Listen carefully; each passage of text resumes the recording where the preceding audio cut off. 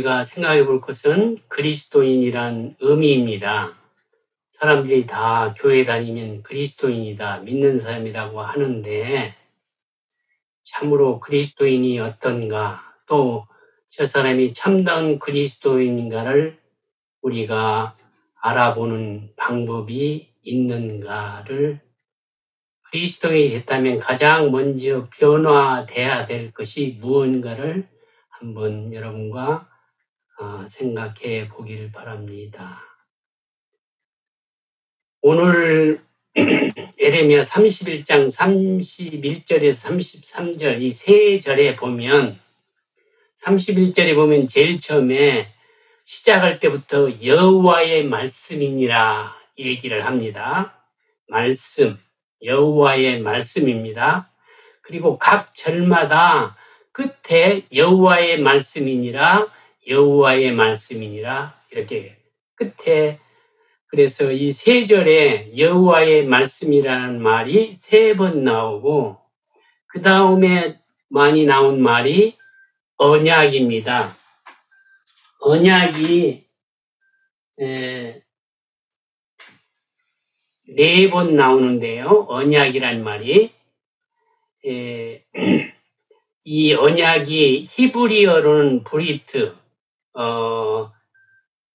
그래서 이 말은, 하나님은 이 언약이란 말을 신혼, 결혼이라고 생각했어요. 예레미야 2장 2절에 보면 가서 예루살렘의 귀에 외칠지니라 여호와께서 이와 같이 말씀하시기를 내가 너를 위하여 내 청년의 때 이내와 내 신혼의 때의 사랑을 기억하노니 곧 씨 뿌리지 못하는 땅, 어디죠? 광야. 그 광야에서 나를 따랐습니다. 그래서 이 광야에서 맺었던 것을, 그 언약을 하나님은 신혼, 결혼하고도 아주 초에, 결혼 초면 얼마나 두 사람이 정말 사랑이 아주 풍성했을까요? 그렇게 하나님께서는 이 언약을 결혼한 걸로, 이렇게 결혼한 신혼 때라고 이렇게 하나님은 이 언약을 생각하는 거예요.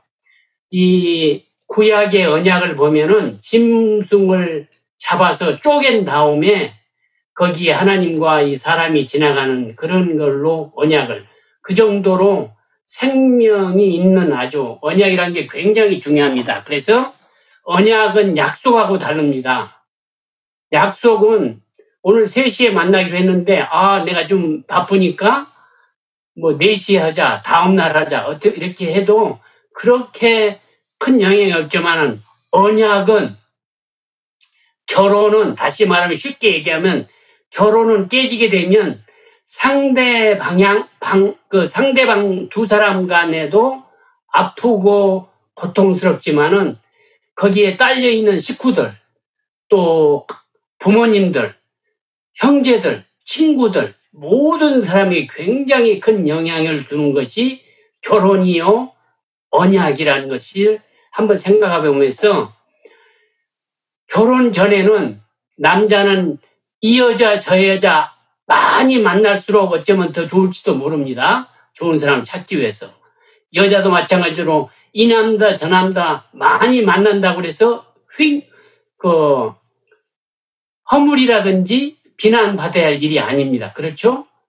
그러나 결혼을 한 후에는 절대로, 세상적인 상식으로 봐도 절대로 결혼 전처럼 이 남자 저 남자 만나면서 다른 생각한다는 것은 상상할 수가 없는 것입니다. 그런 것처럼 이 정말 언약은, 하나님과 이스라엘 백성이 언약을 맺게 되는데, 언약은 이 정도로 중요하며 우리가 깊이 생각해야 됩니다.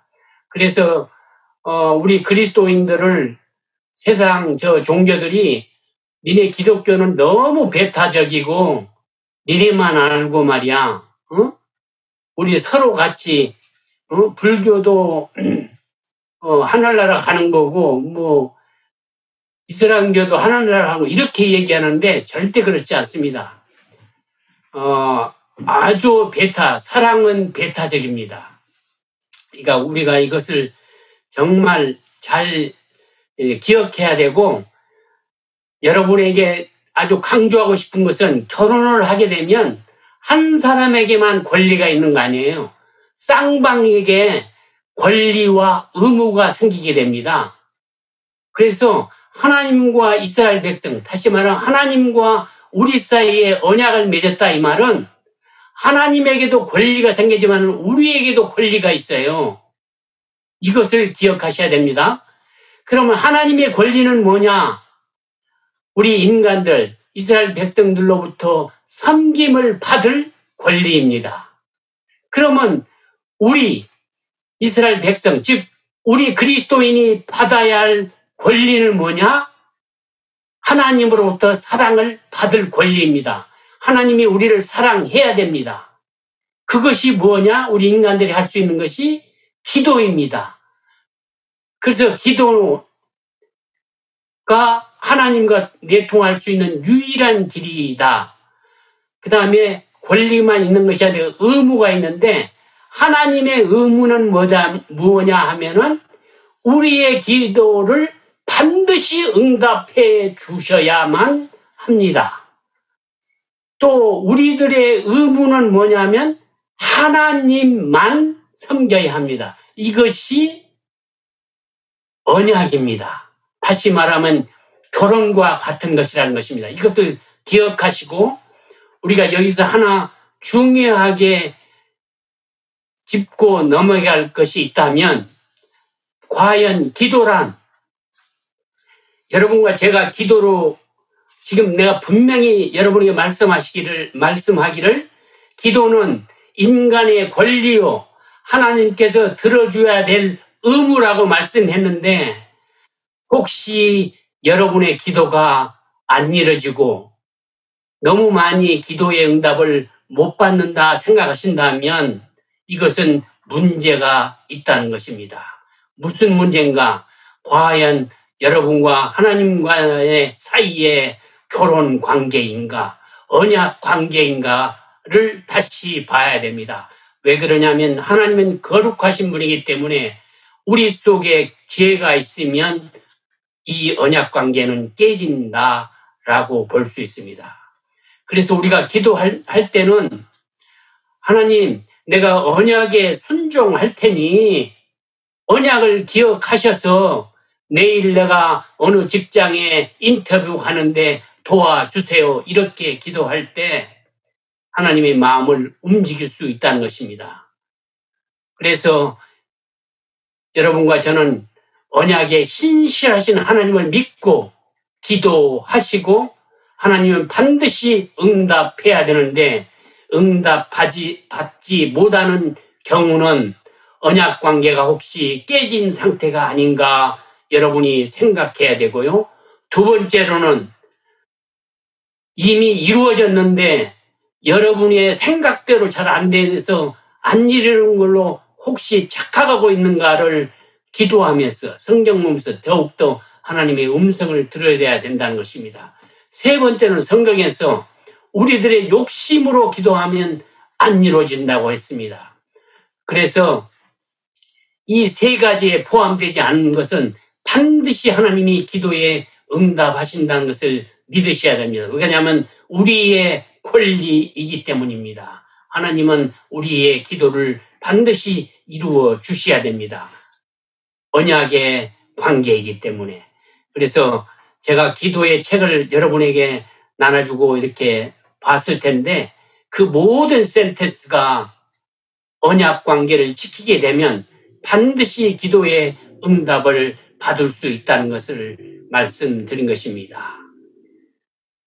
그 다음에 또 하나 생각할 것은 출애굽기 19장에서 24장을 이렇게 읽어보면 이스라엘 백성이 출애굽을 합니다. 모세의 인도에 따라 출애굽을 하는데 이스라엘 백성이 드디어 한 3개월 만에 어디에 도착하죠? 어디에 도착합니까? 시내산에 도착합니다. 그래서 시내산에서 거의 1년 동안 가나안에 가기 전 정말 1년 동안 거기에서 가나안에 들어가서 살 사람으로서 언약의 백성으로서 어떻게 살아야 되는 그 모든 습관과 거기에 교회를 배우면서 1년을 지내면서 하나님과 언약을 맺습니다. 이것이 태초의 언약입니다. 하나님과 이 언약을 뭐라고 그러죠? 아신 분 계세요? 시내산 언약이라고 합니다. 이스라엘 백성들은 그 산 밑에 있게 하고 모세만 올라오게 해서 거기에서 하나님과 모세와 이 언약을 맺습니다. 그것이 시내산 언약인데 이 언약, 다시 말하면 결혼 증명서입니다. 견유, 이스라엘 백성과 하나님 사이에 맺은 언약인데 이 언약 문서를 우리 쉬운 말로 결혼과 같은, 하나님이 결혼으로 생각했으니까 결혼 증명서인데 이 증명서 이름이 뭐죠?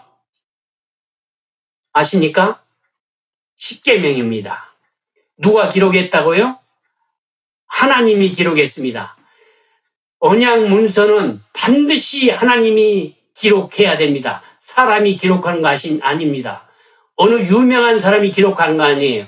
그래서 내가 뭘 했다, 내가 하나님에게 뭘 받았다, 인간이 그런 것은 다 이단이요 잘못된 사상입니다.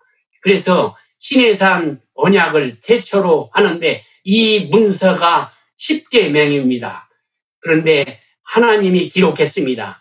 이 문서를 어디다 기록했죠? 이 돌판에다가 기록합니다.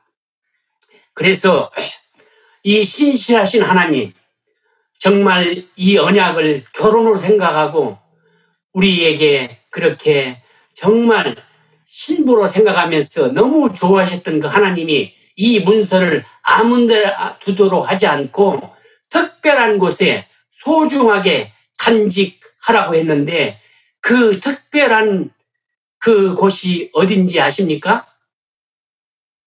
어디죠? 출애굽기 25장 16절에 보면 내가 내게 줄 증거판을 궤 속에 둘지며 이렇게 되옵니다. 궤 속에 두라는 것입니다. 근데 이게 증거판을 보면, 여러분 성경에 보면 거기에 마크가 되어 있는데요. 이 마크, 숫자가 적혀 있는 것은 그 밑에 그 뜻을 다시 정의하는데 보면은 증거판이 법이라고 되어 있습니다. 그 다음에 17절, 25장 17절에 보면은 속죄소라고 나오는데 거기도 번호가 적혀 있는데요. 그 속죄소는 뭐냐면 시온자 곧 은혜의 자리 이렇게 써 있습니다.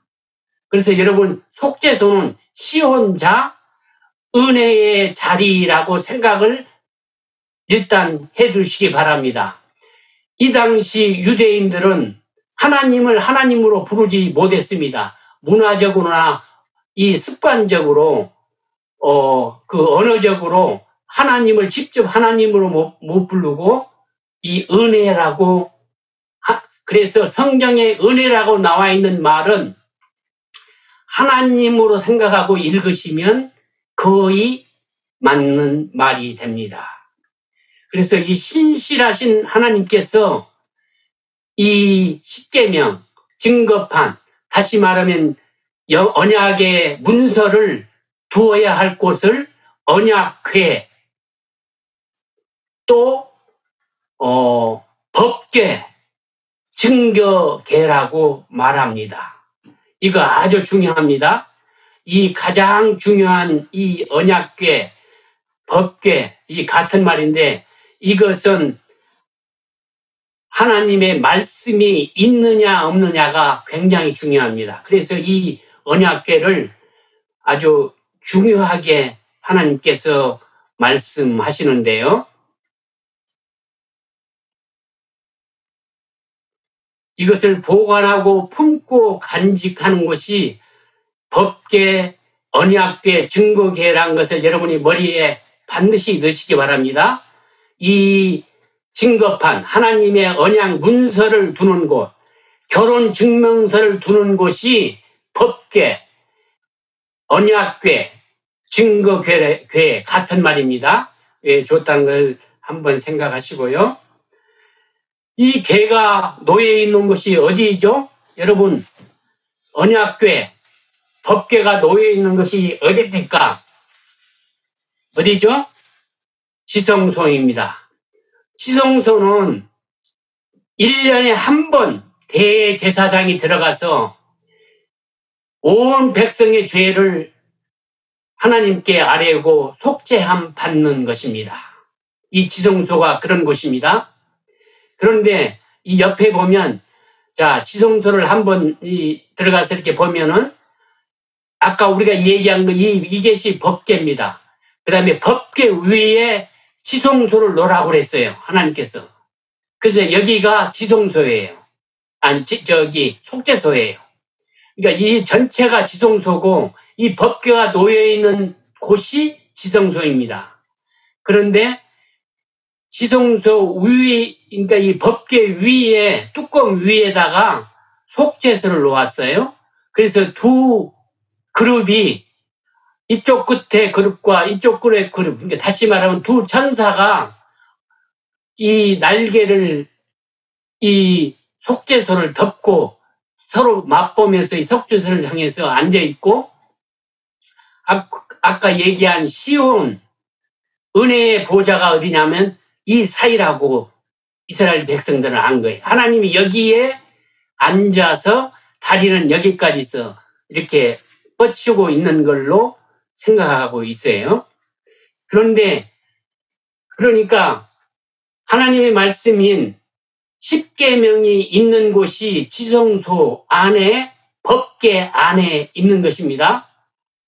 그런데 주전 586년에 바벨론이 느부갓네살 왕의 그 왕 때에 예루살렘이 무너지면서 이 법궤가 사라집니다. 이스라엘 백성들을 위해서 속죄하고 하나님을 만나는 곳, 그리고 하나님이 죄를 사해 주는 그 곳을 없어지게 됩니다.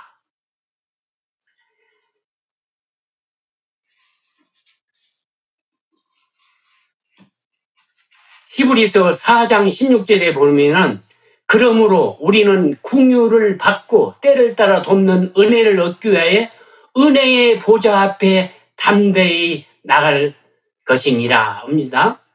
이 당시에 제가 아까 그랬죠?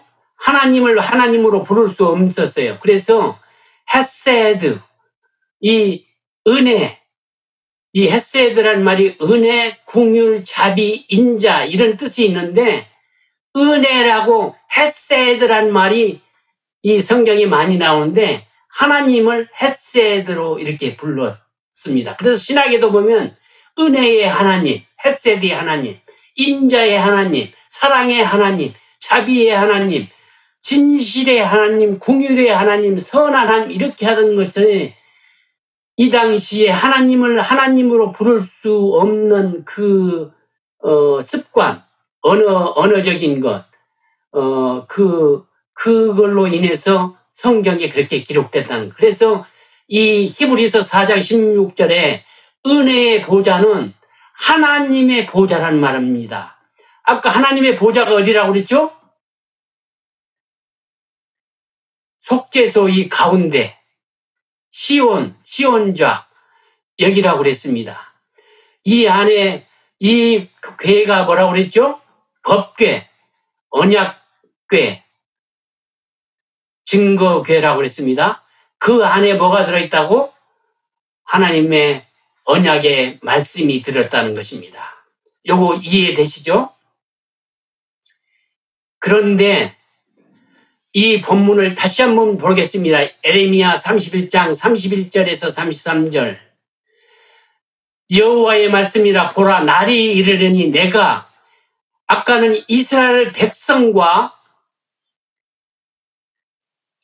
하나님 사이에 시내산에서는 언약을 하나님과 이스라엘 백성과 맺습니다. 그런데 여기 새 언약은 어떻게 맺냐면 하나님과 이스라엘 집과 유다의 집으로 묘사하고 있습니다. 이 집은 나중에 얘기하겠지만 여러분 우리의 삶이고 내 몸입니다. 집은. 그래서 새 언약은 하나님이 내 몸과 맺는다는 말을 이따가 자세히 말씀드리겠습니다. 32절 내 언약은 내가 그들의 조상의 손을 잡고 애굽 땅에서 인도하여 내던 날에 맺은 것과 같지 않다. 애굽 땅에서 맺었던 것은 어떤 것이었죠? 구언약, 시내산 언약입니다. 새 언약이 있단 말은 구언약이 있단 말과 똑같습니다. 그래서 이 시내산 언약은 구언약인데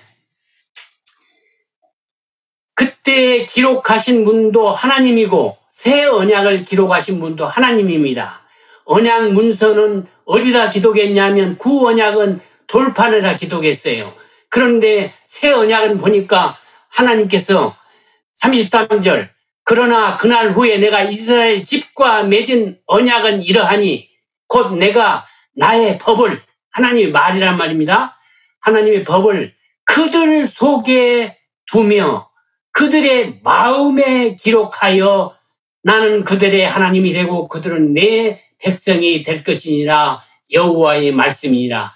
그래서 하나님을 믿고 하나님의 백성이 된 사람이 나는 그리스도인이라 라고 얘기하는 것입니다. 그런데 여기서 중요한 것은 구약 시내산 언약은 돌판에다가 기록했는데 새 언약은 하나님께서 우리 마음속에 기록했다고 그랬습니다. 다시 말하면 이 마음 속에다가 우리의 구약에 말하는 나무상자 보관했던 언약궤, 법궤, 증거궤가 사람의 마음이 됐다는 것입니다. 사람의 마음속에 하나님의 말씀이 있다는 것입니다.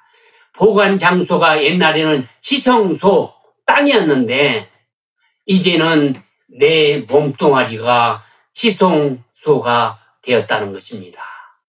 이해되십니까?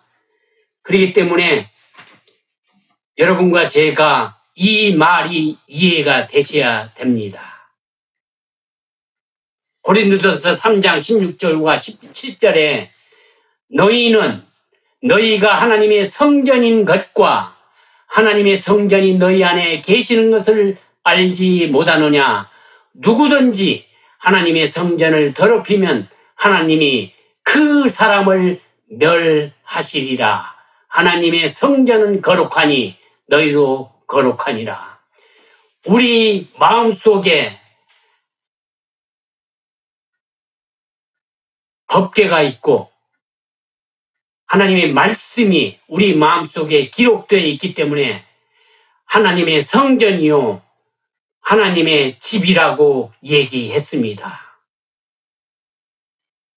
그런데 이것을 더럽히면 절대로 하늘나라 못 오며 그리스도인이 아니라고 얘기하시며 성전은 거룩하니 너희도 거룩하라.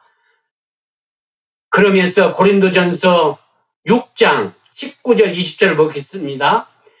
너희는 너희 몸은 너희가 하나님께로부터 받은 바 너희 가운데 계시는 성령의 전인 줄을 알지 못하느냐. 너희는 너희 자신 것이 아니라 값으로 산 것이 되었으니 그런즉 너희 몸으로 하나님께 영광을 돌리라. 하나님의 집이 성령이 거하는 것이 내 마음속에 있다는 것입니다. 지성소는 어떤 곳인가? 거룩한 곳입니다. 그러니까 하나님이 계신 곳이고 우리 새 언약에서 우리 마음에 지성소가 있다고 그랬으니까 거룩한 곳이어야 되고 구별된 곳이어야 되고 죄가 없는 곳이어야 됩니다. 그곳에서는 반드시 치유와 회복과 기쁨과 감사만 있어야 하는 것입니다. 그곳이 바로 내 몸이라는 것입니다. 법궤가 내 마음속에 하나님의 말씀이 내 마음속에 있다면 내가 머무는 곳이 지성소가 되어야 됩니다. 교회에 오든 집에 있든 직장에 가든 아니면 내가 식당에 있든 커피숍에 있든 지성소다운 하나님의 전인 거룩한 구별된 곳인 것처럼 우리가 구별이 돼야 되는데 그것이 무엇인가? 그리스도인의 가장 많은 특성 중에 하나를 여러분에게 누누이 말했는데 뭔지 아십니까? 오늘의 마지막 퀴즈 무엇입니까? 사랑하는 여러분, 말입니다. 지성소에서 흘러나오는 말.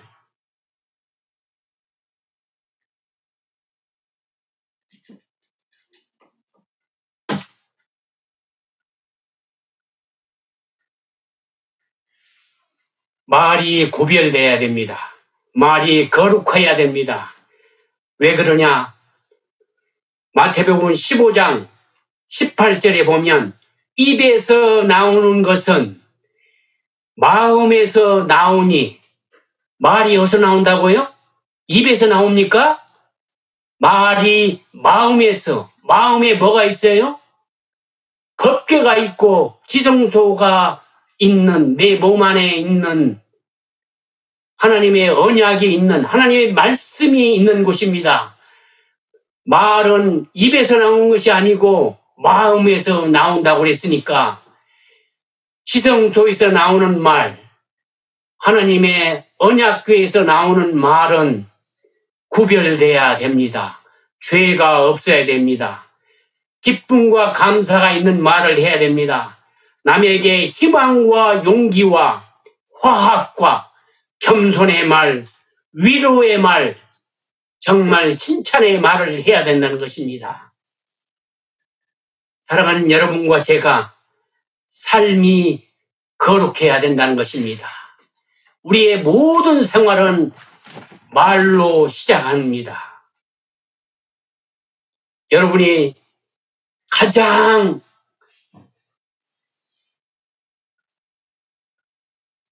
중요하게 생각할 것은 그리스도인이라면 그리스도인답게 하나님 백성답게 사는 것도 그렇게 살아야 되는데 말로는 그리스도인이고 전신갑주를 입었다고 하면서 싸움은 사탄적인 생각을 가지고 싸우는데 하나님의 방법으로 싸우라는 것입니다. 그것은 내가 지는 것이고 그것은 겸손이요 그것은 나의 양보요 그것은 나의 좋은 아름다운 말이라는 것입니다. 사탄이란 뜻이 디아볼로스라는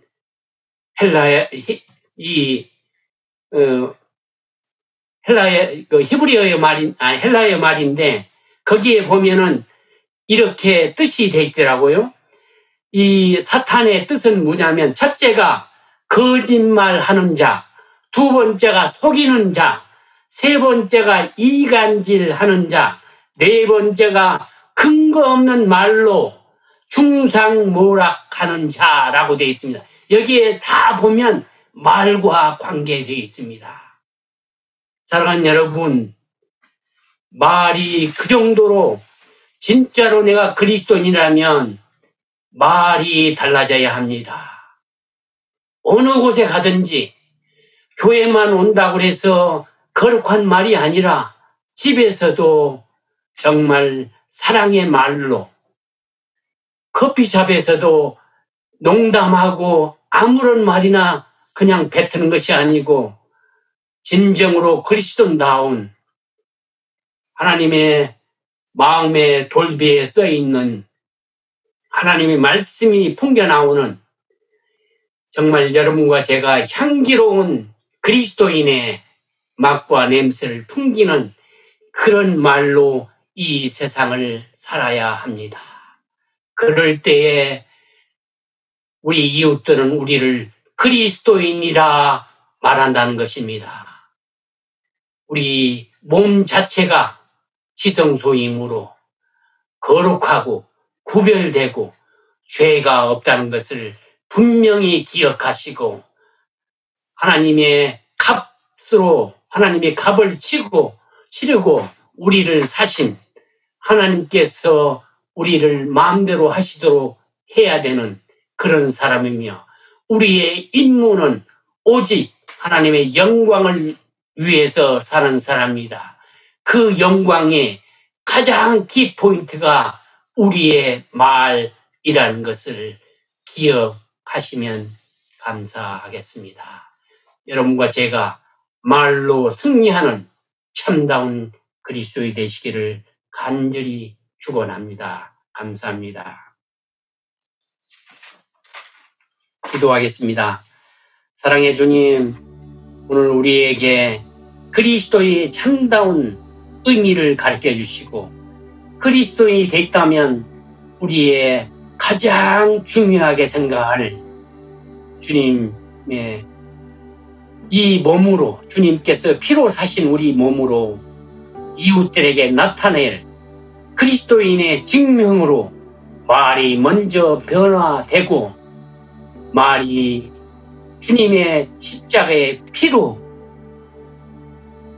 정말 은혜를 받아야 됨을 알도록 도와주셔서 감사합니다.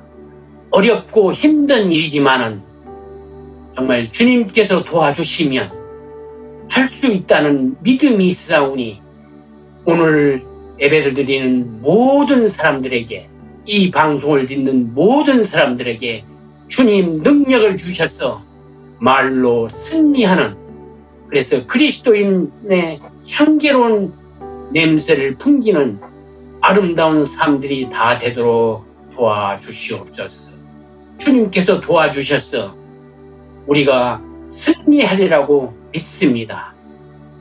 이제는 우리를 사랑하셔서 정말 독생자까지 내어 주신 하나님 아버지의 거룩하신 은혜와 우리를 날마다 순간마다 감동시키시며 감동하심을 주시는 성령 하나님과 우리를 위해 죽게까지 희생하시며 오늘 또 주님의 이름으로 기도하라는 예수 그리스도의 이름을 주신